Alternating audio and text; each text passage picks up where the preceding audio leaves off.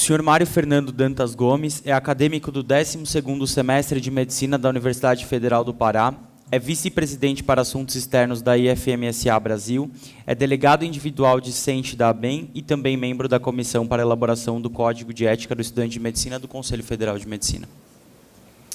Primeiramente, boa tarde. Queria agradecer mais uma vez a oportunidade de estar aqui, a oportunidade que o Conselho está dando às entidades estudantis nesse projeto, que é um marco na história da educação médica, né, de muita importância aos estudantes. Cumprimentar os demais membros da mesa e a todos que estão presentes até o momento. E dizer que eu vou apresentar um caso que teve uma demanda imensa dentro da nossa elaboração do código. E isso é verdade que desde o início da manhã vocês têm visto vários exemplos sendo dados sobre redes sociais, né, e sua aplicação dentro da educação médica. Então, o meu caso é sobre redes sociais nos cenários de ensino e aprendizagem. Então, o que a gente vive é um boom, né, da internet. Hoje em dia, todo mundo tem acesso. Eu, inclusive, estou com meu celular no meu bolso e acredito que todos vocês têm, ou pelo menos a grande maioria de vocês aqui, tem um smartphone com acesso facilitado às redes sociais, tais como Facebook, WhatsApp, Instagram e etc. Então, isso se tornou de amplo acesso, não só a todos nós aqui, mas a toda a população brasileira. E dentro do ambiente universitário, então, não seria diferente, né? Ele só reproduz aquilo que a gente vive no Brasil, no mundo. Então, o que a gente vê é uma ampliação do uso das redes sociais dentro da educação médica. No mundo, por exemplo, o Facebook ele já atingiu mais de 2 bilhões de pessoas, né? Dentro do universo de 7. O WhatsApp está com uma estimativa de mais de 1,3 bilhão de pessoas. No Brasil, não é diferente. A gente tem um aumento no uso de redes sociais desde 2011 até esse ano, por exemplo. A gente passou de 56,1 milhões de usuários de redes sociais para 110 milhões de pessoas que utilizam redes sociais, o que corresponde a quase 90% de quem utiliza a internet. Nós temos aqui 2 dados trazidos do ano de 2015, um feito pelo Comscore, que diz que o brasileiro gasta 60% mais tempo em internet do que o resto do mundo. Isso quer dizer o quê? Isso quer dizer que se o resto do mundo, em média, gasta 20 minutos, o brasileiro gasta 32 minutos. E a PBM, que eu esqueci a sigla agora, trouxe que 78% dos usuários de internet usam redes sociais. Isso em 2015. Aqui é o gráfico do Comscore. Não está voltando. Mas aqui é a pesquisa brasileira de mídia, que fala que daqueles 78% de pessoas que utilizam, 83% dessas pessoas se utilizam do Facebook, 58% do WhatsApp e assim por diante. Aqui a gente tem, dentro do ambiente universitário e do ambiente profissional, alguns exemplos, né, de antiéticos, digamos assim, e o primeiro muito relacionado com o uso das redes sociais, foi o famoso caso da ex-primeira-dama Marisa Letícia, que nós tivemos uma médica que compartilhou seus dados do caso clínico, né, lá do Sírio-Libanês, a qual até foi demitida. E eu trouxe esse segundo caso aqui, dos estudantes de medicina que fazem festa com cadáver em hospital, com direito a vários drinks. Ele não ocorreu, na verdade, no Brasil, ocorreu no Uruguai. Mas é importante que a gente traga, porque acontece.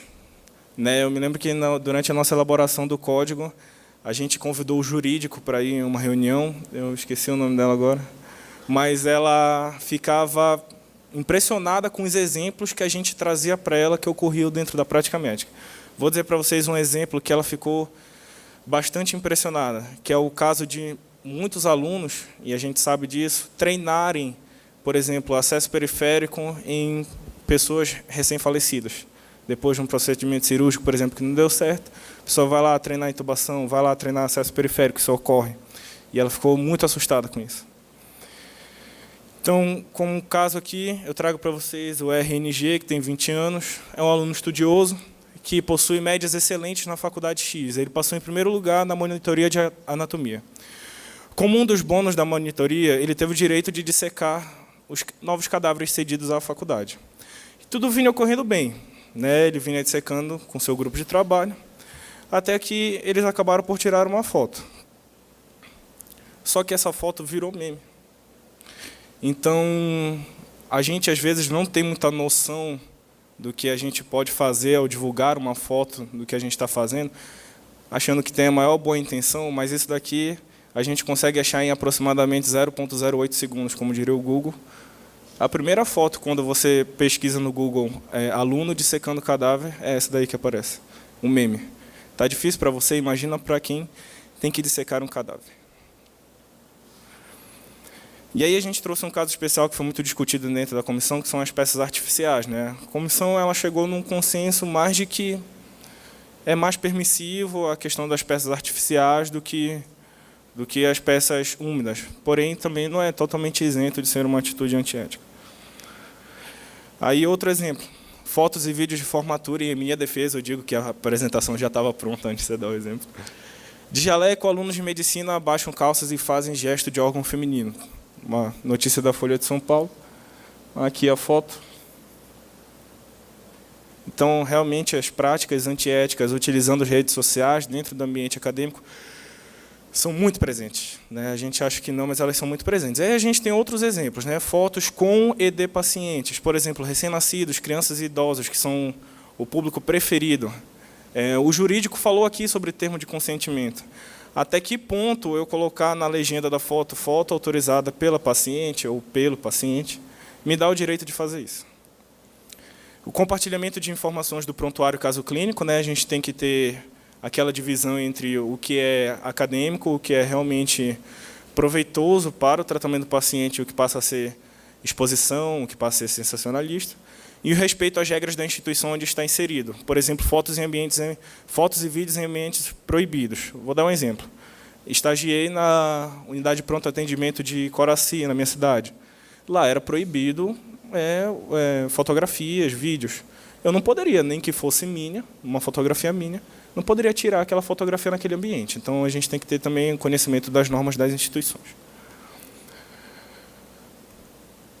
E aí, para mostrar para vocês como a gente teve uma grande demanda em relação ao assunto, eu trouxe diversos pontos do código que versam, mesmo que indiretamente, sobre o uso das redes sociais. Então, nós temos os princípios fundamentais 5 e 9. O 5 diz que o estudante de medicina guardará absoluto respeito pelo ser humano e atuará sempre em benefício deste, com prudência, apresentando-se condignamente, cultivando hábitos e maneiras que façam ver ao paciente o interesse e o respeito que ele é merecedor, e jamais utilizará seus conhecimentos para causar sofrimento físico ou moral. Esse, por exemplo, lá naquela foto da formatura, é um exemplo de artigo que está sendo, digamos assim, rasgado. E o 9 diz, o estudante guardará sigilo a respeito das informações obtidas a partir das relações com pacientes com serviços de saúde, né, que é aquela questão de até onde você pode usar a rede social para discutir o caso. É permitido o uso de plataformas de mensagens instantâneas para a comunicação entre estudantes de medicina em caráter privativo, para enviar dados e imagens referentes ao cadáver, no todo ou em parte, com a ressalva de que todas as informações passadas têm absoluto caráter confidencial e não podem extrapolar os limites do próprio grupo, nem tampouco podem circular em grupos recreativos, mesmo que composto apenas por médicos e estudantes. É aquele caso. Se aquele aluno do caso da dissecação de cadáver passou dentro de um grupo limitado, que tinha apenas o objetivo acadêmico, ele acabou não esperando que aquilo fosse divulgado de uma maneira mais ampla, mas todo cuidado é pouco. Então, mesmo que isso esteja previsto no código, os estudantes têm que ter a noção de que algo pode ocorrer a partir daquilo. Em atividade de aprendizagem prática ou teórica, é dever do acadêmico de medicina respeitar os professores e pacientes envolvidos e dedicar sua atenção inteiramente ao atendimento ao conteúdo ministrado, evitando distrações com aparelhos eletrônicos e conversas alheias à atividade. Ou seja, o uso de rede social não é só você compartilhar uma foto, compartilhar o vídeo, você também não dá sua devida atenção ao preceptor, ao professor, ou quem mais esteja ali naquele ambiente. Ao próprio paciente, claro. O estudante de medicina deve preservar a imagem do professor solicitando autorização prévia para gravações em áudio e ou vídeo do conteúdo ministrado, algo muito recorrente dentro da educação médica, não sendo permitida a sua comercialização.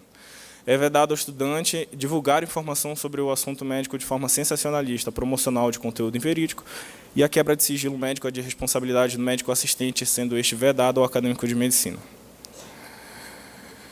Além disso, ainda tem os dois últimos. O 34 fala que o estudante de medicina deve manusear e manter o sigilo sobre informações contidas em prontuários, papeletas, exames e demais folhas de observações médicas, assim como limitar o manuseio e o conhecimento de prontuários por pessoas não obrigadas a sigilo profissional. E o 36 fala que é permitido o uso de plataformas de mensagens instantâneas para comunicação entre médicos e estudantes de medicina em caráter privativo, para enviar dados ou tirar dúvidas sobre pacientes, com a ressalva de que todas as informações passadas têm absoluto caráter confidencial e não podem extrapolar os limites do próprio grupo. É igual aquele artigo, só que era específico sobre o cadáver, agora é mais geral. Eu queria deixar a última mensagem, não consegui deixar, mas é aquela famosa frase que o médico que apenas medicina sabe, nem medicina sabe. Eu acho que tem muito a ver com o que a gente está fazendo aqui hoje. Se o conteúdo técnico fosse suficiente para que a pessoa fosse um excelente médico, a gente não teria a necessidade de criar um código de ética médica, nem um código de ética do estudante de medicina. Queria também levantar que o dia de hoje está ocorrendo muito graças também a uma demanda da sociedade em cima dos estudantes. Então, os estudantes têm esse papel também de zelar pelo conhecimento médico e pela classe médica, serão futuros médicos. Queria agradecer mais uma vez ao Conselho Federal de Medicina, que está abrindo largamente suas portas aos estudantes, cada vez mais comissões. Isso tem sido muito legal e agradeço de verdade a oportunidade. E também queria me sentir contemplado pelas palavras do Douglas aqui. A gente vive numa situação muito difícil em relação ao que dizem sobre a classe médica. E eu acredito que é muito importante a participação dos estudantes aqui junto dos conselheiros para que a gente juntos possa fazer um trabalho muito mais direcionado e combater esse tipo de discurso, como o do senhor ministro da Saúde, infelizmente, Ricardo Barros. Obrigado.